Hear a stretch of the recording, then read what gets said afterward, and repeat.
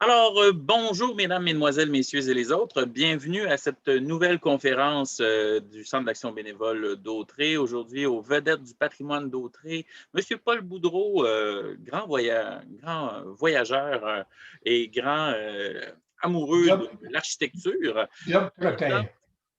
Saint-Didas et Saint-Barthélemy, donc les trésors du patrimoine d'Autrey. Alors, Monsieur Boudreau, je vais vous laisser la parole. Simplement rappeler que la conférence d'aujourd'hui sera enregistrée et que vous pourrez la voir ou la revoir comme vous le voulez sur notre site Internet et notre page YouTube du Centre d'action bénévole d'Autrey.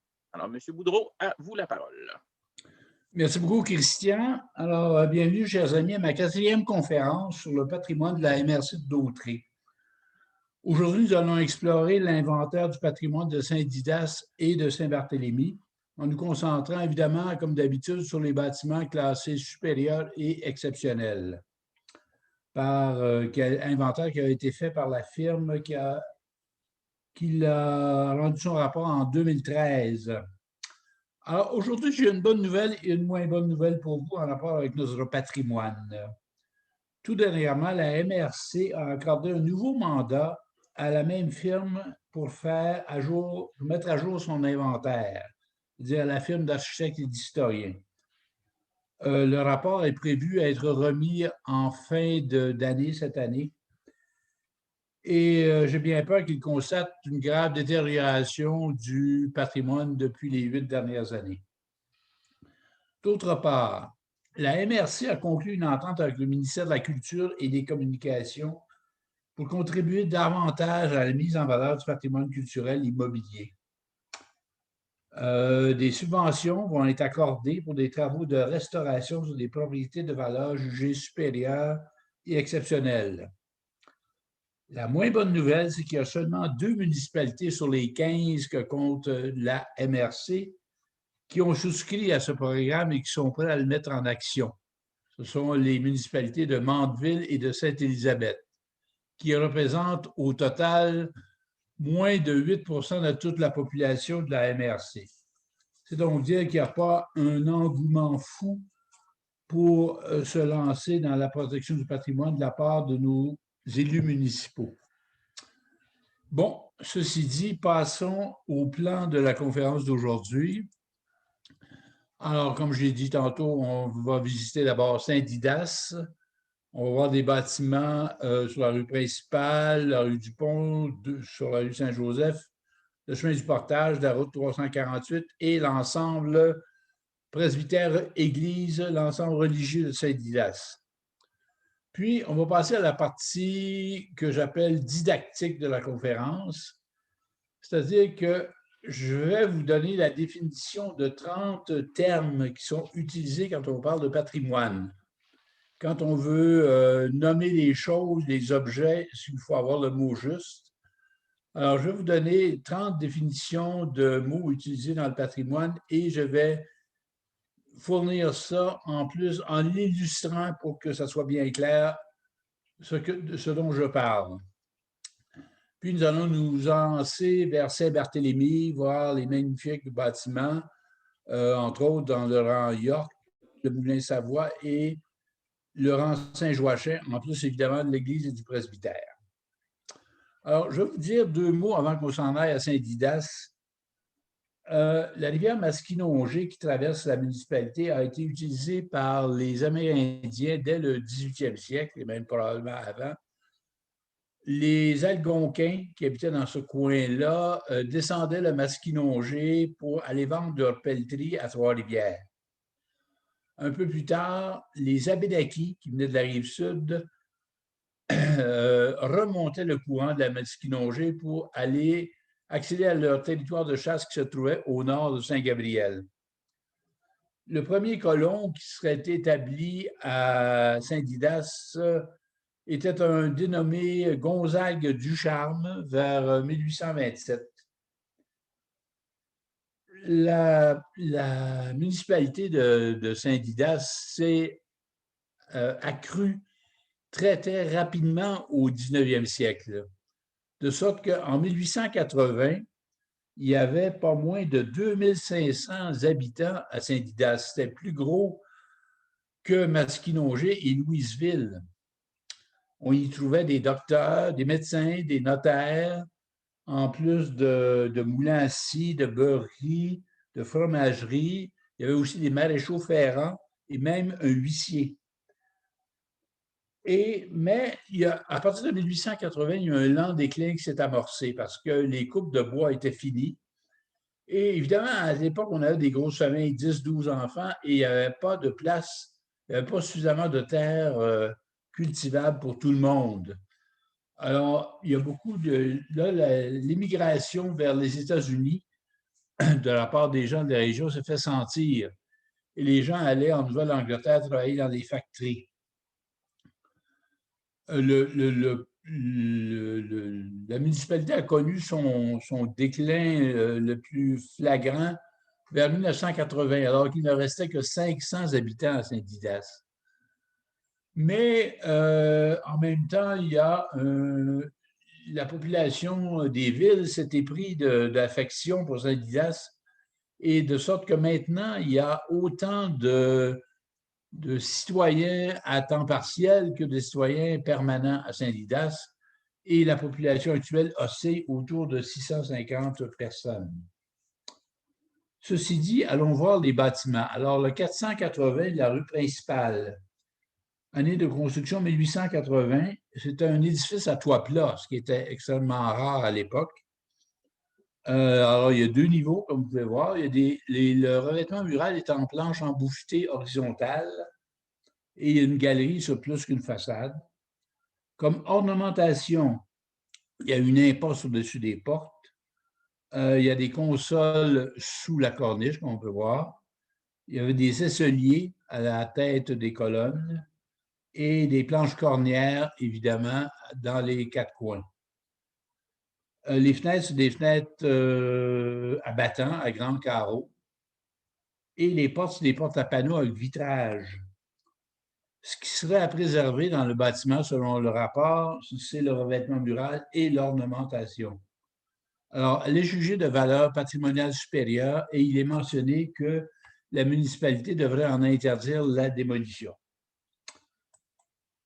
On voit ici les consoles sous la corniche, les portes, la porte à panneaux et les aisseliers en haut.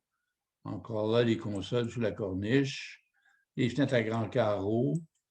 Bon, le 50 rue du Pont.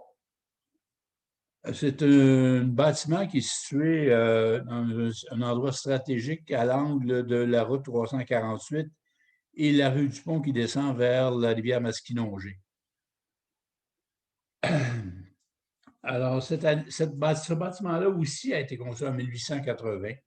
Alors, c'est une maison de style à deux versants d'inspiration néoclassique. Alors, il y a 2 niveaux et demi. Le revêtement mural, comme vous pouvez voir, c'est en pierre, en moellon. L'ornementation, bah, c'est les corniches et les cheminées en briques. Une toiture à 2 versants en tôle agrafée et des fenêtres à battants à grands carreaux, et les portes sont modernes par contre. Ce qui serait à préserver, ce sont les murs de pierre et les fenêtres. La valeur patrimoniale de ce bâtiment-là est jugée supérieure. On va sur la rue Saint-Joseph, pas très loin, l'année de construction 1900. C'est une maison d'inspiration néo-gothique, facilement reconnaissable au fait que sur la façade principale, il y a ce pignon qui est le signe d'une maison néo-gothique. Alors, il y a 1 niveau et demi à la maison. Le revêtement mural, c'est des planches à clin. L'ornementation, maintenant, c'est des retours de corniche. On voit les retours de corniche. Et ici, on voit des chambrans ornementés autour des fenêtres et des planches cornières, évidemment, ici et ici. Une toiture à 2 versants en tôle agrafée, une lucarne à gable, c'est-à-dire en triangle, comme ça, les fenêtres à guillotine à petits bois et des portes à panneaux avec vitrage. Ce qui serait à préserver, c'est le revêtement du toit et les fenêtres. La valeur patrimoniale de cette maison est qualifiée de supérieure. On va aller voir sa voisine au 524 rue Saint-Joseph toujours. Année de construction également 1880.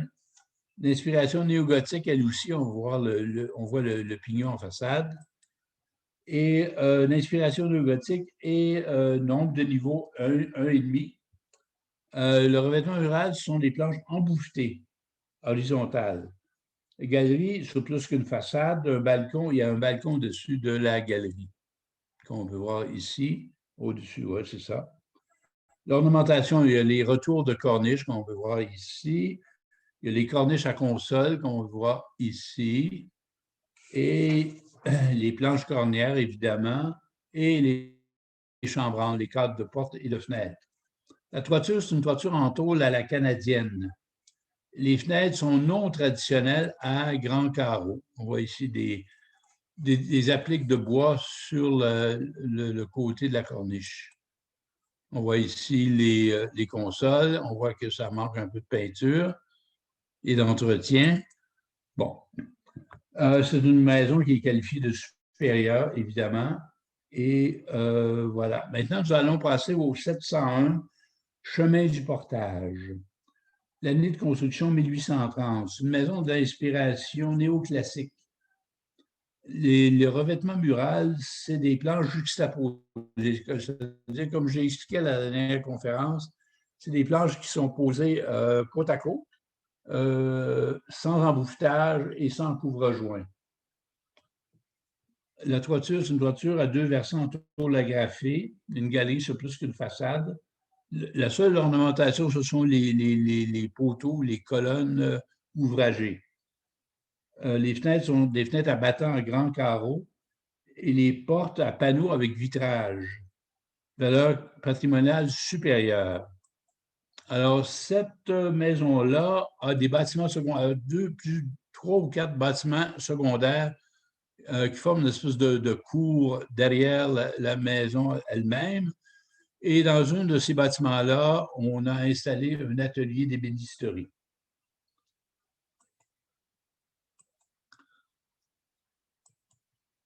Maintenant, le 831 de la route 348. L'année de construction 1860. Évidemment, comme vous pouvez le remarquer, c'est un édifice avec un toit mansard, 2 niveaux, le revêtement mural, des planches à clin et la galerie, c'est plus qu'une façade, comme vous pouvez voir ici. L'ornementation, les retours de corniche, les planches cornières, évidemment, et une balustrade en fonte. Ici, ce sont des éléments préfabriqués en fonte qui forment la balustrade. Alors, la toiture est à terrasson et brésis, comme tout bon toit mansard, et le matériau utilisé, c'est de la tôle profilée. On peut voir ici le gros plan de la tôle profilée. C'est une tôle où il y a plusieurs rainures. C'était des panneaux plutôt que des laises de tôle qui étaient utilisées. C'est plus récent que de la tôle à baguette ou agrafée. Alors, vous avez le lucarne qui est à triangulaire, un toit triangulaire. Les fenêtres des battants à grands carreaux. Les portes sont modernes, par contre, et on voit ici, on voit un peu mieux la balustrade en fonte. C'est très joli, une très jolie maison. Ce qui sera préservé, c'est le revêtement mural, les colonnes, les fenêtres et le garde-corps. Valeur patrimoniale supérieure. Bon, nous voilà rendus au presbytère de Saint-Didas. Année de construction 1882. Encore là, un édifice à toit mansardé de type Second Empire. Je vais vous expliquer tantôt ce que c'est un toit mansardé Second Empire. Alors, il y a 2 niveaux au presbytère. Le revêtement mural des planches à clin, on peut voir ici horizontale. La galerie sur plus qu'une façade. Ça, c'est la façade arrière du presbytère, qui est différente quand même d'une certaine façon de la façade avant. Alors, comme ornementation, il y a des retours de corniche, il y a des colonnes, il y a des impostes au-dessus des portes. La toiture est évidemment à terrasson et brésis en tôle agrafée. Les lucarnes, les lucarnes à l'arrière sont à fronton et vous allez voir sur la façade avant, le recouvrement, le toit des lucarnes est en toit arrondi. Alors, les portes, c'est des portes à battants avec panneaux, des portes à panneaux avec vitrage plutôt. Et ce qui sera préservé, ce sont le revêtement mural, les fenêtres, et vous allez voir tantôt sur la façade avant, il y a une lucarne monumentale. Ça, c'est une lucarne sur le mur arrière. On voit les joints en métal agrafé, les fenêtres à grands carreaux, et on soupçonne le fronton au-dessus de la lucarne. Ça, c'est une des portes sur la façade avant. Vous remarquerez que le bâtiment a besoin d'entretien. Il manque singulièrement de peinture. Ah, voilà la lucarne monumentale qui est sur la façade avant. Donc, c'est une lucarne extra large, comme on peut dire, avec un toit en arrondi.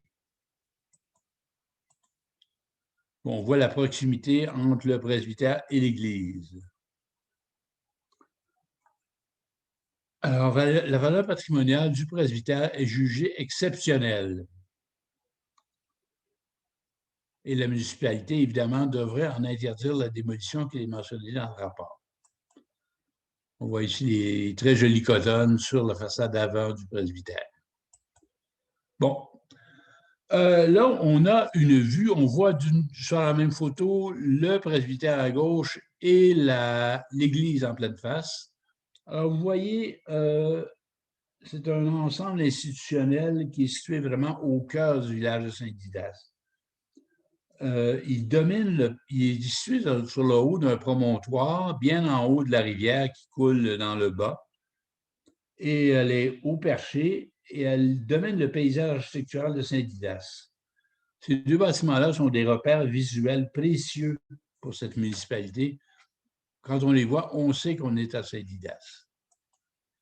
Alors, l'église, moi, je suis tombé en amour avec cette église-là parce que je trouve qu'elle est d'une grande simplicité. Il n'y a pas de flafla ou de maniérisme architectural. C'est une église en bois et elle s'assume pour ce qu'elle est. Alors, le constructeur a été M. Édouard Hamelin en 1863. C'est le style néo-gothique. On voit les ogives dans le haut des fenêtres qui est le signe d'un bâtiment gothique. Alors, il y a un perron monumental, légèrement surélevé, une cheminée en briques. Comme ornementation, il n'y a que l'encadrement de ces belles fenêtres-là et des portes. La toiture est à deux versants en tôle profilée. Les fenêtres sont à battants avec vitraux. Les portes à double battant en panneaux avec tympan vitré. L'intérieur de l'église, il y a une croix de chemin devant l'église. On voit les belles fenêtres à grands carreaux. Ici, je pense qu'il y a une chapelle avec une sacristie qui a été rajoutée à l'arrière de l'église, avec un toit à la canadienne sur cette portion-là. Alors, derrière l'église, il y a un cimetière, évidemment, et il y a un charnier en pierre avec une toiture de métal qui a l'air quand même en pas si mauvais état. Et bon, à l'intérieur, ici, on voit la balustrade de la tribune latérale. On voit là, ici, encore là, des balustrades en fonte, des choses qui étaient préfabriquées, si on veut, et installées pour former des balustrades, soit dans des maisons ou même dans l'église, comme on voit ici. Alors, c'est une nef à 3 vaisseaux avec une tribune latérale qui même se prolonge à l'intérieur vis-à-vis le chœur, de part et d'autre de l'église. Il y a un très bel harmonium. Ici, c'est... je pense qu'on va...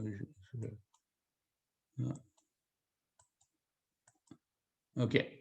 Alors ici, je pense qu'on dirait que c'est une chapelle à l'intérieur de la sacristie. Parce que ce meuble-là, ça semble tout à fait un meuble de sacristie. Et il y a une chapelle, comme on peut voir, il y a même des bancs pour Je ne sais pas à quoi servait cette petite chapelle-là en particulier. Bon, maintenant, on va passer à la partie du vocabulaire patrimonial.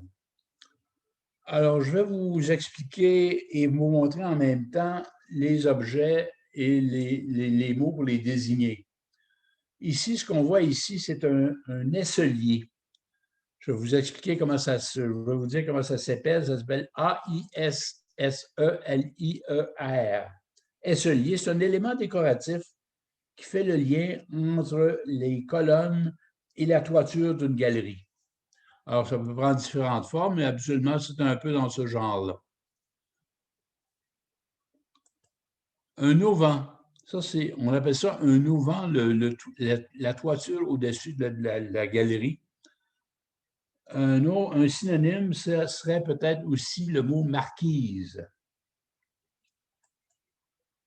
Balustre, qu'est-ce qu'une balustre? C'est la petite colonnette qu'on voit ici qui est fixée en haut à la main courante et en bas à la lisse basse de la balustrade. Ça, c'est une bay window. Alors, vous connaissez probablement ça déjà. C'est une fenêtre qui fait saillie par rapport au mur de la maison. Alors, qui avance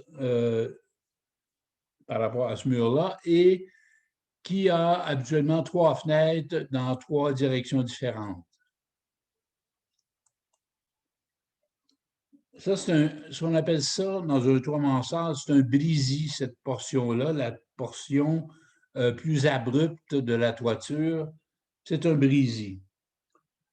Comme je mentionnais tantôt qu'il y a deux sortes de brisy, il y a des brisy un peu comme les toits à 2 versants et des brisy droits et des brisy recourbés, comme celui-ci.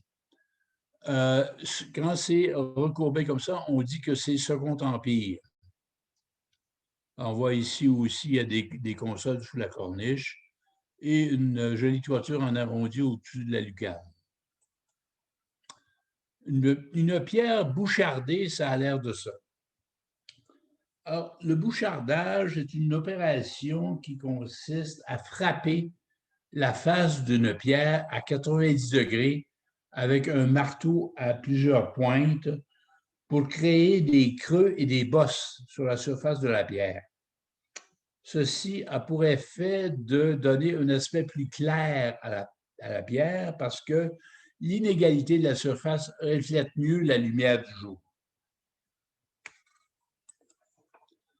Ça, on appelle ça une chaîne d'angle. Dans les bâtiments qui sont en maçonnerie, pardon, en pierre ou en brique, dans les coins, souvent, on veut renforcer le coin pour bien asseoir le bâtiment. Alors, comme ici, c'est un bâtiment, en tout cas, une façade en pierre, l'autre en brique, on a mis de la pierre de taille dans les coins pour vraiment asseoir le bâtiment et le rendre plus solide. Du chêne d'angle peut être fait aussi avec des briques, mais toutefois, on rajoute un rang de briques d'épaisseur supplémentaire pour encore là faire un coin plus solide. Un chapiteau. Un chapiteau, c'est la partie supérieure d'un poteau, d'une colonne, d'un pilastre ou d'un pilier. Ici, ce chapiteau-là est de style ionique. Dans l'architecture classique, soit grecque ou romaine, il y avait 3 styles. Il y avait le style dorique, qui est un style plus sobre, plus carré, si on veut. Il y avait le style ionique à volute, comme on peut voir ici. Et il y avait le style corinthien, qui est fait à base de feuilles d'acanthe qui se déploient. Alors, c'est un peu plus décoratif, le style corinthien, que, mettons, le style dorique, qui est plus sobre. Bon, ça, c'est une fenêtre à battant. Alors, une fenêtre à battant, c'est une fenêtre dont les 2 parties sont mobiles et qui s'articule autour d'un axe vertical. Ah, ça, c'est une fenêtre palladienne. Une fenêtre à trois sections Dans une fenêtre palladienne, la section du milieu a toujours une tête en arc de cercle et est toujours plus haute que les deux fenêtres adjacentes qui sont des fenêtres rectangulaires. Alors, ce type de fenêtre-là a été développé par l'architecte italien Palladio, qui est un architecte italien de la Renaissance qui a fait beaucoup d'églises, par exemple, à Venise. Quand j'ai donné ma première conférence sur Berthier et Sainte-Geneviève de Berthier, il y avait au moins 2 exemples de bâtiments qui avaient des fenêtres palladiennes, pas aussi ornementées que celle-là, mais quand même, du même type.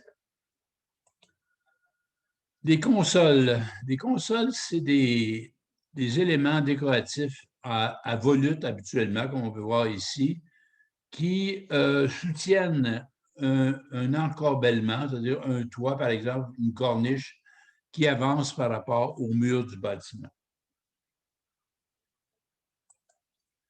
Un couronnement. Le couronnement, c'est un élément qui termine et orne le dessus d'un édifice, le sommet d'un édifice. On appelle ça un couronnement. Des denticules. Des denticules, c'est ces petits blocs de bois cubiques, je dirais, qui ressemblent à des dents, si on veut, et c'est pour ça, d'où le nom denticules, qui sont toutes bien régulièrement espacées, et souvent, elles ornent les bords des corniches, des galeries ou des toits. Et voici un magnifique poteau en esselier, comme je l'ai dit tantôt. Bon, une chambranle de porte ou de fenêtre, qu'est-ce que c'est? C'est les planches qui font le contour d'une ouverture, soit une porte ou une fenêtre, et qu'on appelle finalement un cadre de porte ou une chambranle. Un fronton.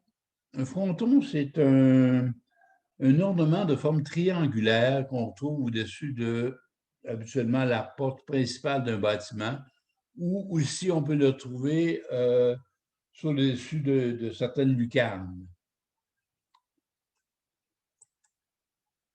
Imposte. Un imposte, c'est une partie de vitrée, habituellement fixe, qu'on retrouve sur le dessus ou des fois les côtés comme ici, d'une fenêtre ou d'une porte. C'est un imposte.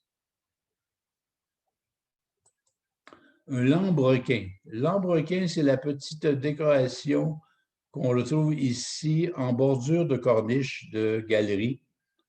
Alors, c'est une bordure décorative qui est découpée dans le bois. Habituellement, c'est ça, c'est une décoration ajourée en bordure de corniche.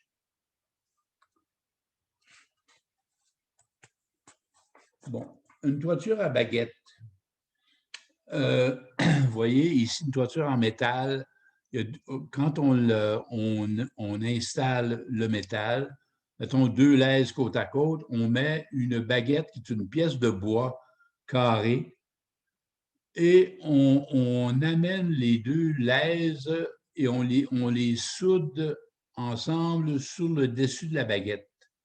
Alors, en étant soulevé du reste de la toiture, ça les rend un peu moins vulnérables à la détérioration. Une toiture à la canadienne, c'est une toiture où des plaques de tôle, non pas des laises de tôle, des plaques de tôle sont emboîtées les unes dans les autres et posées en diagonale. Pourquoi en diagonale? Parce que semble-t-il que ça évacue les eaux de pluie plus rapidement. Et chose à remarquer, il n'y a aucun rivet qui est utilisé pour fixer les plaques de tôle ensemble. Lucarnes maintenant, on va aller voir des lucarnes. Bon, les lucarnes, c'est simplement des ouvertures dans le toit qui permettent d'aérer et d'éclairer les pièces qu'on retrouve à l'étage d'un toit à versant. Alors, sur cette photo-là, je vous ai remarqué qu'on remarque, il y a une toiture à la canadienne, une toiture, on voit les tôles qui sont posées en diagonale. Vous remarquerez aussi en bordure de corniche, il y a une petite denticule ici.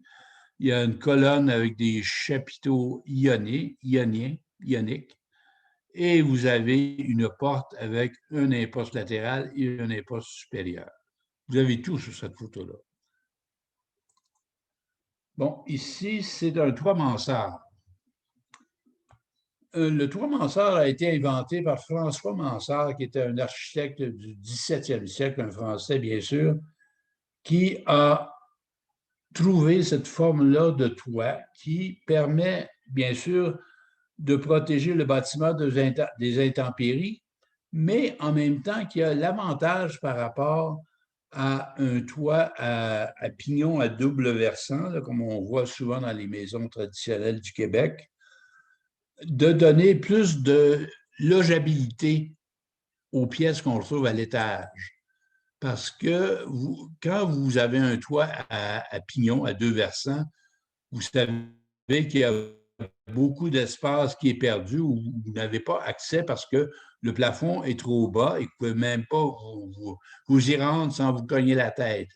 Tandis qu'un toit mansard, ben, les murs ne sont pas verticaux, mais presque. Ce qui permet d'être beaucoup plus logeable à l'étage. Alors, on voit encore là, ici, les consoles qui supportent le toit. Ici, c'est le brésis. On voit des lucarnes avec une partie arrondie sur le dessus.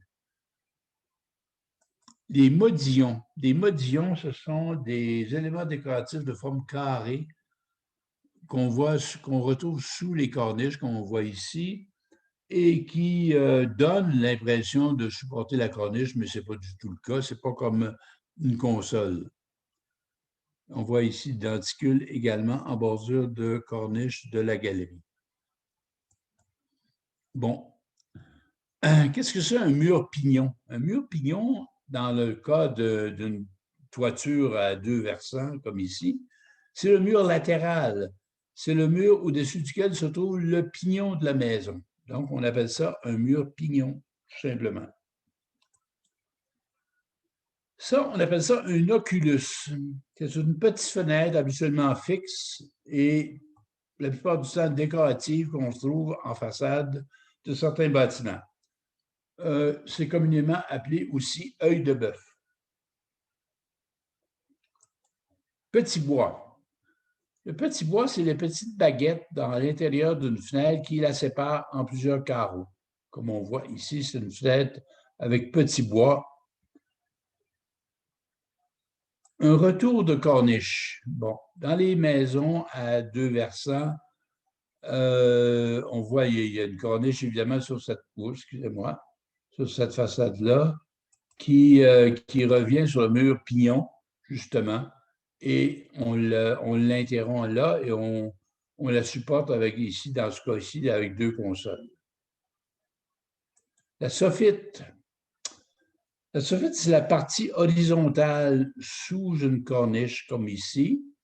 Et vous remarquerez qu'il y a des ouvertures dans le soffite pour permettre d'aérer l'espace à l'intérieur de la corniche. Parce que c'est vide à l'intérieur, il faut que ça soit aéré pour que l'humidité ne s'accumule pas.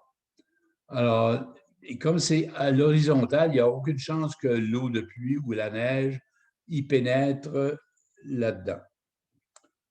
Un tambour maintenant.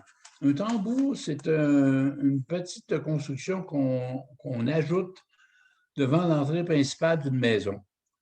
Pour la simple raison qu'on ne veut pas que quand on ouvre la porte extérieure, que l'air froid pénètre dans la maison. Alors, on fait comme une antichambre à la maison.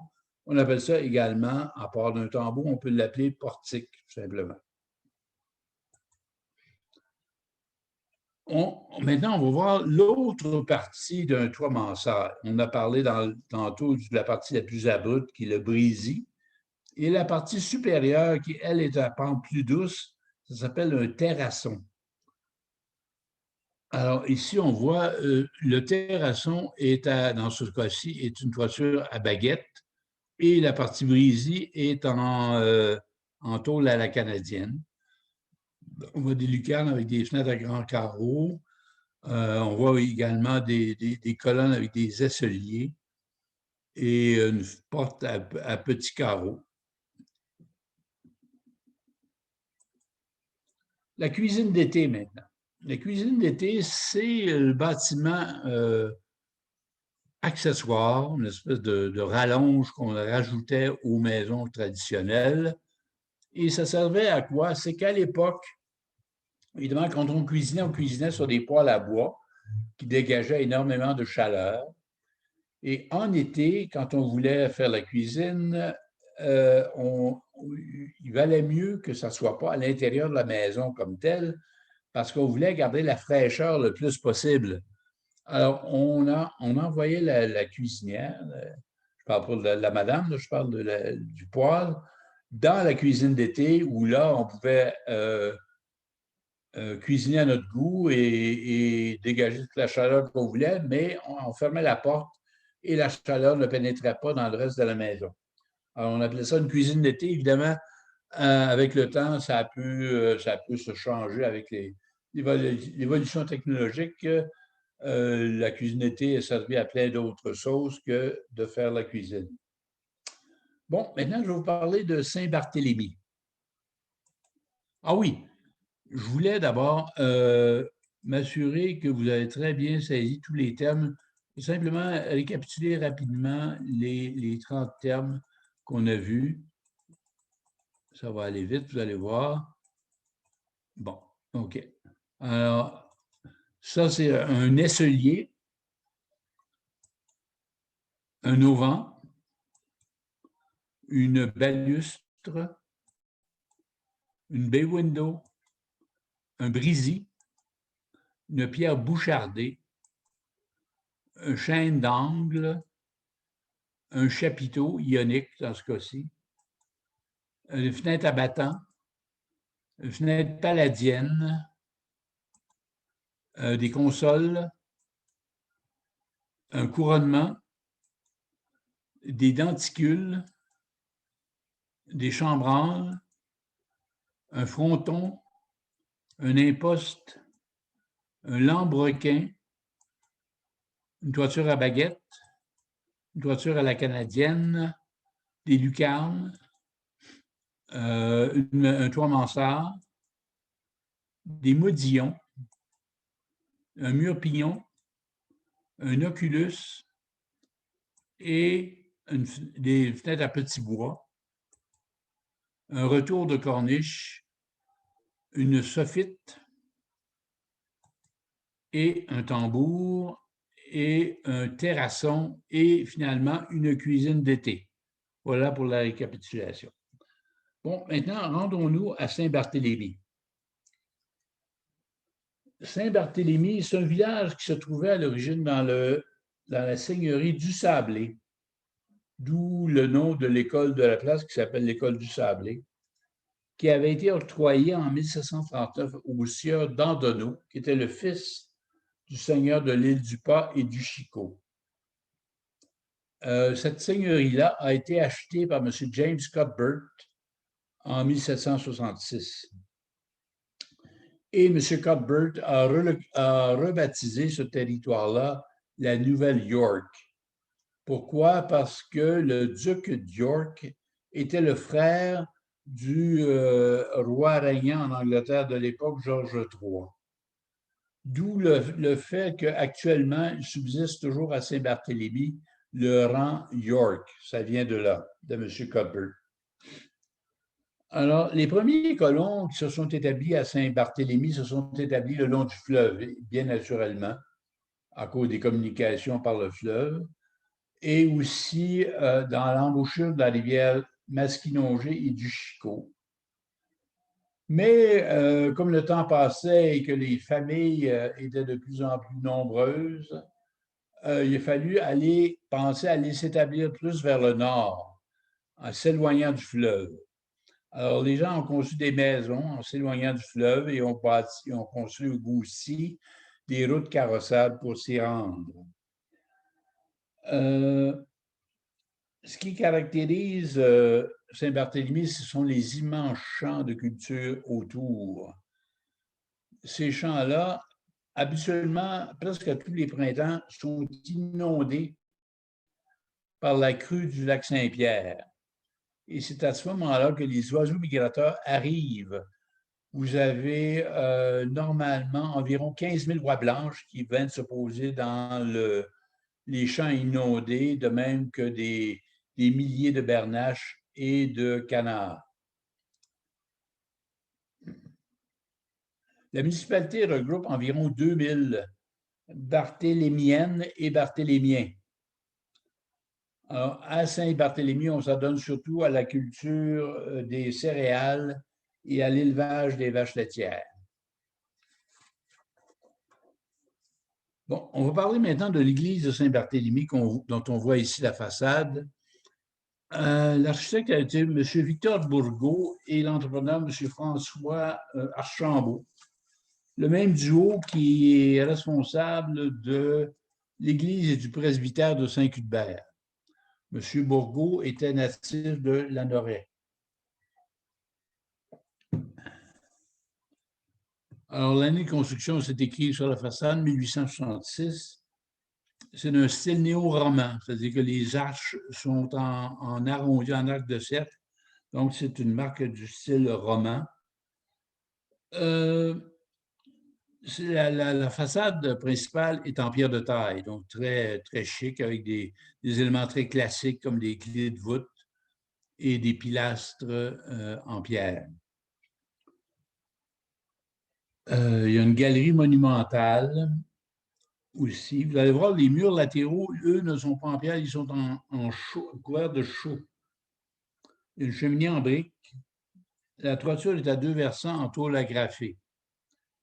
Il y a des magnifiques portes à double battant avec panneaux, on peut voir, et un tympan vitré au-dessus, à petits carreaux. Les fenêtres ont un battant fixe. On voit ici le mur latéral avec terminé à la chaux. Et ici, c'est la base du clocher qui, elle, est en pierre avec des chaînes d'angle, on voit ici. Comme ornementation, il y a des clés de voûte, des tympans vitrés et le millésime. Ce qui serait à préserver dans cette église-là, ce sont les fenêtres et l'ornementation. À l'intérieur, aussi, on voit un gros plan d'une clé de voûte, une fenêtre à petits carreaux. À l'intérieur, il y a une nef à 3 vaisseaux avec un chœur en demi-cercle, c'est-à-dire en hémicycle. Et c'est ça fait une église très claire, finalement, avec ses grandes fenêtres latérales. Et tout est en pâle et c'est très, très sobrement décoré, je dirais. Il y a beaucoup de niches dans la nef, au-dessus de la nef, avec des statues de saints. Et dans le chœur, ben, ce sont des grandes fresques entre les pilastres. Ici, c'est la chaire, très joliment décorée, vraiment un chef-d'œuvre en bois sculpté. Et ici, les fonds baptismaux, également en bois sculpté. Et à l'extérieur, on voit la niche de ce bon vieux Saint-Barthélemy qui regarde son village. Bon, ici à l'arrière, on voit le chœur, l'extérieur du chœur en hémicycle. Et vous remarquez que la toiture est en tôle à la canadienne, tandis que sur l'église, c'est un toit en tôle agrafée sur la nef, au-dessus de la nef. On voit ici le clocher en pierre et très joli clocher à double lanterneau. Bon, allons voir tout près le presbytère. Ceci, c'est l'ancien presbytère qui n'existe plus, malheureusement. Enfin, malheureusement, en tout cas, c'est un beau bâtiment en pierre qui a été photographié lors d'une journée un peu neigeuse, semble-t-il. En tout cas, toujours est-il qu'il a été remplacé en 1920 par ce bâtiment-ci, qui est un énorme bâtiment. Et il y en avait des vicaires dans ce temps-là. Je pense qu'à l'époque, il y avait au moins 7 vicaires à Saint-Barthélemy, puis dire que maintenant, un curé s'occupe de 7 paroisses. C'est tout un changement. Alors, on voit un bâtiment en briques de style Queen Anne, semble-t-il. 2 niveaux et demi, plus un sous-sol. Alors, la galerie est surmontée d'un balcon sur la façade principale et d'un fronton sur l'autre façade. Alors, il y a des linteaux en pierre au-dessus de chaque ouverture. Et il y a des consoles sous les corniches qu'on peut voir ici. Et ici, même dans la galerie. Et des modillons aussi. Il y a des impostes avec vitraux, comme on va voir tantôt. Et les lucarnes à croupe.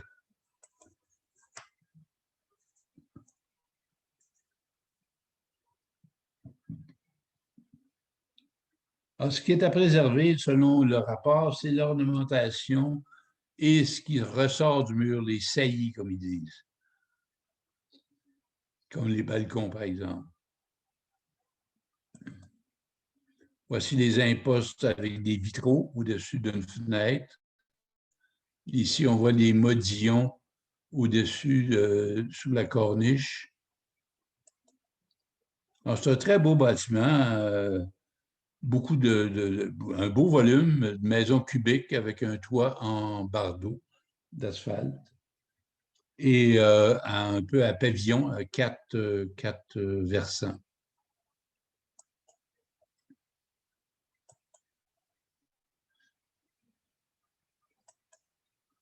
Bon, on va se rendre tout près au 515 rang York. C'est une maison qui a été construite la même année que le presbytère, en 1920, également de style Queen Anne, nombre de niveaux 2,5. Le revêtement mural est en bardeaux de bois teint. Ouais. Et l'ornementation, il y a des consoles sous la corniche. Les chambranles sont très particulières. Et il y a des colonnes aussi qui sont très jolies. On voit ici les chambranles des fenêtres. Ce sont des fenêtres à guillotine et petits bois. Les portes, c'est des portes à panneaux avec vitrage. Ce qui est à préserver dans cette maison, c'est évidemment le revêtement mural en bardeaux de bois et la volumétrie, qui est très jolie avec la tourelle. La valeur patrimoniale, c'est supérieur et le rapport dit que la municipalité devrait en interdire la démolition. 900 rang York, c'est une maison en briques de 2 étages. C'est un style éclectique, c'est-à-dire qu'ils ont pigé des éléments dans différents styles d'architecture et les ont agencés ensemble. Alors, le revêtement mural, comme vous pouvez voir, évidemment, c'est en briques. Une galerie, c'est plus qu'une façade. Comme ornementation, il y a des impostes au-dessus des portes. Il y a des treillis sous la galerie qui sont très jolis. Des arcs. Il y a un léger arc au-dessus des ouvertures qui est comblé par une arche en briques pour éviter d'avoir à y mettre un linteau. Une toiture à 2 versants en tôle à la canadienne et des fenêtres à guillotine. Des portes à panneaux avec vitrage. Ce qui est à préserver, c'est les revêtements muraux et les portes. La valeur patrimoniale est considérée comme étant supérieure et on dit que la municipalité devrait en interdire la démolition. Très jolie maison de campagne. Bon, maintenant, on va se rendre au Moulin Savoie, sur la rue Buteau, au bout du rang Saint-Joachim. Alors, c'est un ancien moulin, je pense, c'est un moulin à scie, qui était érigé en 1820 sur la rivière Cachée. Actuellement, on peut dire que c'est un vestige, parce que ce n'est pas vraiment le moulin comme il était à l'époque. Il se retrouve en plein milieu d'un terrain de camping, du Vieux-Moulin, je pense bien que ça s'appelle. On voit ici le bar, il y a un lac en haut, derrière, et l'eau s'écoule et ça devient la rivière Cachée.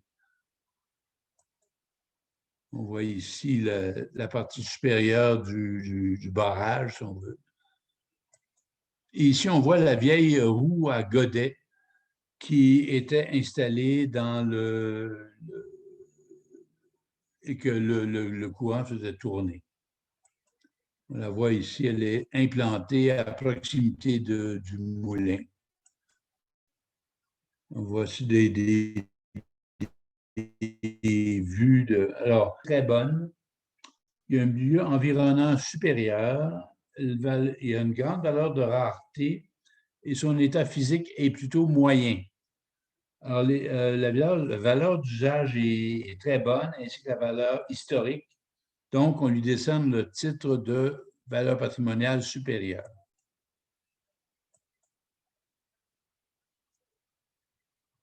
Bon, on se rend au 540 rang Saint-Joachim.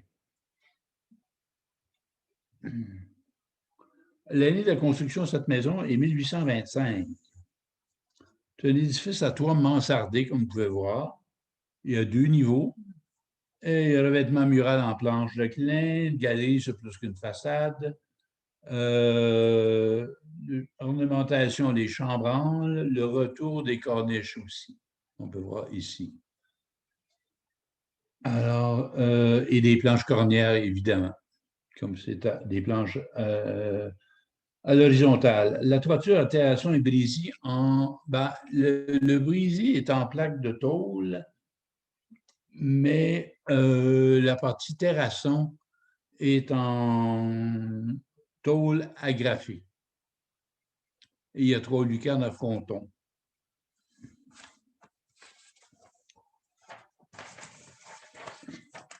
Les fenêtres sont des fenêtres à battants et fixes à grands carreaux.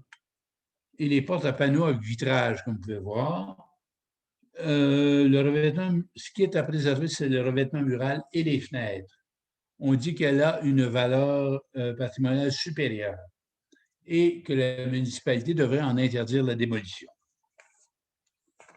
Bon, on va se rendre finalement, on voit d'autres photos de la maison à Trois-Mansards. On voit ici que le retour de la corniche a singulièrement besoin d'entretien. Néanmoins, c'est une très jolie maison. Ah oui, on voit le toit de la cuisine d'été est en tôle à la canadienne. Alors, vous avez les trois types de toiture. Vous avez tôle à la canadienne, plaque de tôle et tôle à joint agrafé.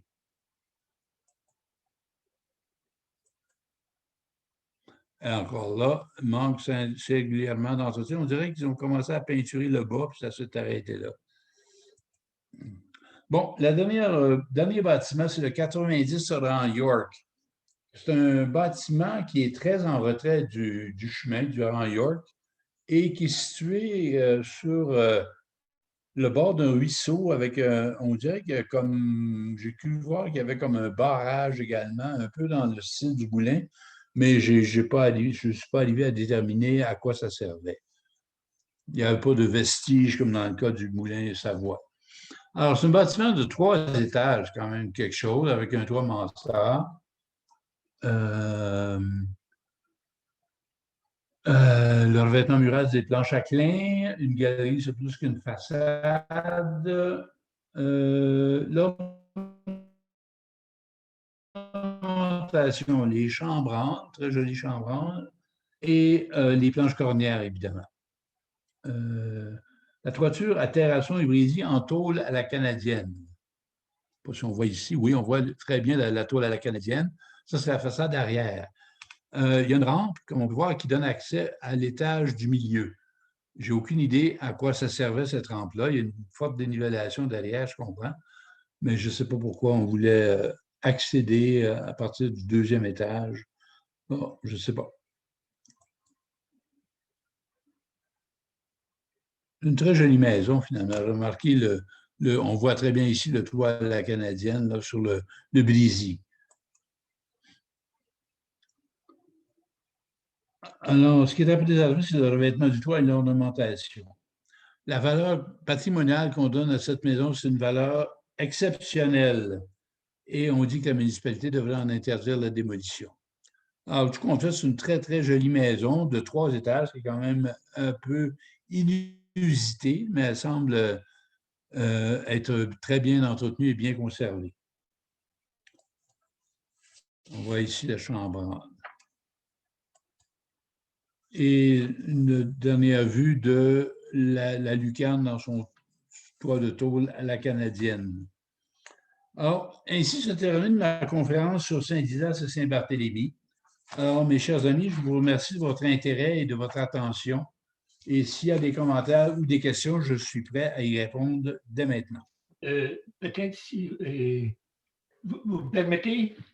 Oui. Très bien. Alors, deux petites choses. Vous nous avez montré un mur qui était fait en planche verticale, sans planche qui recouvre le joint entre les deux planches. Comment il faisait pour imperméabiliser ça? Moi, si vous vous rappelez, c'est un mur qui était des fait planches juxtaposées, là? Oui, exactement. Oui, alors, à Saint-Didas.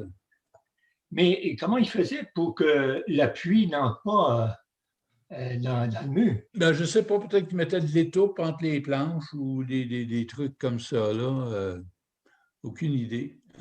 Oui, parce qu'on aurait trouvé ça plus rassurant s'il avait mis une planche pour couvrir le joint. Oui, un couvre-joint, tout au moins, oui, d'ailleurs, ça a été inventé, mais à l'époque, c'est une très vieille maison, hein, celle-là, à Saint-Didas, début du 19e siècle, je me souviens bien. Et peut-être qu'on n'en était pas rendu là. Oui. La deuxième petite chose, y a-t-il une différence entre des pierres que vous avez appelées bouchardées puis des pierres piquées? Je dirais que des pierres bouchardées, c'est plus travaillé que des pierres piquées. Des pierres piquées, il y a quelques petits trous et bosses, mais pas à la grandeur comme une pierre bouchardée. C'est une question d'intensité, je dirais. D'accord. OK. Moi, je voulais vous demander, M. Codbert, c'est-tu M. Cubert? Saint-Cubert? Oui, qui était seigneur. C'est-tu le même personnage? Oui, c'est James Cuthbert. C'était un Britannique, un militaire de formation qui avait acheté la seigneurie de Berthier. Oui. Puis, M.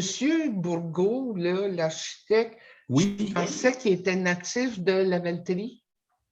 Non, je pense qu'il est natif de Lanoret, mais il a fait l'église de la Valterie. Il était l'architecte de l'église de la Valterie. OK. C'est tout. Parfait. Bien, merci, c'était bien intéressant. Ben, je vous en prie. Alors, il me resterait une autre conférence qui va couvrir Mandeville et Saint-Norbert. Et ça va mettre un terme à mes conférences sur le patrimoine. OK. Bien, merci beaucoup. Oui, M. Boudreau, grand merci pour votre générosité. OK, merci, je vous en prie. À la prochaine, M. Lanois.